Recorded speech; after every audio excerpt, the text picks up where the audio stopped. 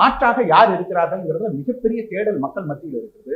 அதில் நிலையான மாற்றாக, கொள்கை ரீதியாக சரியான மாற்றாக, இவ்வளவு காலமாக ட்ராக் ரெக்கார்ட்னு சொல்லுவோம்ல, அதுபோல சரியான மாற்றாக ஊழல் எதுவும் செய்யாத ஒரு கட்சியாக நாம் தமிழ் கட்சி மீண்டும் மீண்டும் தன்னை நிரூபித்துக் கொண்டே இருக்கிறது.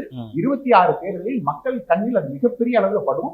இன்னொன்னு, நாங்கள் எங்களுடைய இந்த முறை நாங்கள் சேகரிக்கக்கூடிய வாக்கு எப்படி சேகரிக்கிறோங்கிற விதம் இருக்கு இல்லையா, அதுவும் பாத்தீங்கன்னா மிகப்பெரிய பாய்ச்சலை ஏற்படுத்தும். 26 நீங்க அதை பார்க்கணும்.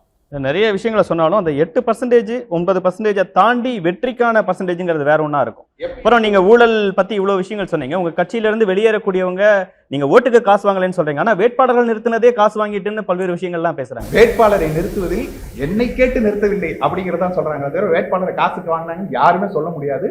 நானே வேட்பாளர் இருந்திருக்கேன், அண்ணன் வேட்பாளர் இருந்திருக்காரு, எல்லாருக்கும் தெரியும். வேட்பாளருக்கு காசு வாங்கி கொண்டெல்லாம் நிறுத்தக்கூடிய கட்சி நாம் தமிழ் கட்சி இல்லை. ரெண்டாவது பாத்தீங்கன்னாக்க, இங்கே நீங்க சொன்னது போல ஒரு சீரான வளர்ச்சி இருந்து கொண்டே இருக்கு. அண்ணன் சொல்லும்போது கூட சொன்னார், அண்ணா அவர்கள் நீங்கள் போராட வாங்க, நாங்க உடனே கோட்டைக்கு போவோம்னு சொல்லலைங்கிறது. அதே தான் அண்ணன் சொல்றாரு. எங்களுடைய அண்ணனும் அதை தான் சொல்றாரு. நாங்கள் வந்துட்டு ஓட வந்தது 100 மீட்டர் ஓட்டம் இல்லை, நாங்கள் ஓட வந்தது மாரத்தான் அப்படிங்கிறத தெரிஞ்சுதான் ஓடினோம். டிப்பிங் பாயிண்ட் அப்படின்னு ஒரு விஷயத்தை இப்ப இன்னொரு அண்ணனும் வந்திருக்கிறாரு, அதனால அதுக்கு அடுத்து வரேன். இப்ப டிப்பிங் பாயிண்ட் அப்படின்னு சொல்லிட்டு ஆங்கிலத்தில் ஒரு வார்த்தை சொல்வார்கள். அது என்னன்னா, எப்பொழுதும் சீரான வளர்ச்சியை நோக்கி போய்கொண்டே இருக்கக்கூடிய ஒரு விஷயம் மக்களின் நம்பிக்கையை பெறும்போது ஒரு புள்ளியிலிருந்து அந்த பாயிண்ட்ல இருந்து திடீரென வளரும். அது ஒரு சீன மூங்கில் கதை கூட உங்களுக்கு தெரிஞ்சிருக்கும். இது எல்லாத்தையுமே நீங்க எப்படி எடுத்து பார்க்கணும்னா, மக்கள் நம்பிக்கை பர்சன்டேஜா அதிகமாகறாங்கறீங்க. ஆனா கட்சியில இருக்கக்கூடிய முக்கிய நிர்வாகிகளா விலகிறதுங்கிறதும் சமீப காலத்துல புதுசா நாம் தமிழர் கட்சியில நிறைய நடக்குது. புதுசாக நடக்கக்கூடிய விஷயம் இல்லை. நீங்க நாம் தமிழர் கட்சி ஆரம்பித்த காலம் தொட்டு பல பேர் வந்துட்டு இணைந்து கொண்டிருக்கிறார்கள், பல பேர் விலகி கொண்டிருக்கிறார்கள். அதுல வந்துட்டு எந்த மாற்று கருத்தும் இல்லை. எல்லா கட்சியிலும் வந்துட்டு இணைகிறவர்களும் விலகிறவர்களும் இருக்கதான் செய்வாங்க. அது ஒரு கட்சி வளர்கிறது என்றால் அது இருக்கதான் செய்யும். இன்னைக்கு தேதியில நீங்க எடுத்து பாத்தீங்கன்னா, எத்தனை நபர்களுக்கு நாங்கள் பொறுப்பு கொடுத்து மாவட்டம் தோறும் தொகுதி தோறும் எவ்வளவு தூரம் போட்டுக்கொண்டே இருக்கிறோங்கிறத எந்த ஊடகம் காமிக்கிறது இல்லை.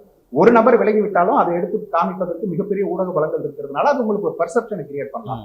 ஆனால் இன்றைக்கு நாம் தமிழ் கட்சி சைலண்டா செஞ்சிருக்கக்கூடிய ஒரு சாதனையை சொல்றேன்.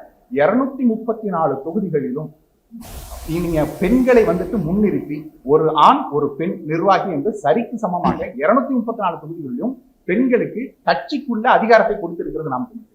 வேட்பாளரை நிறுத்துறதுங்கிறது இல்லாம கட்சிக்குள்ள அதிகாரத்தை 50% இடத்தை நிறைவேற்றி விட்டது நாம் தமிழ் கட்சி.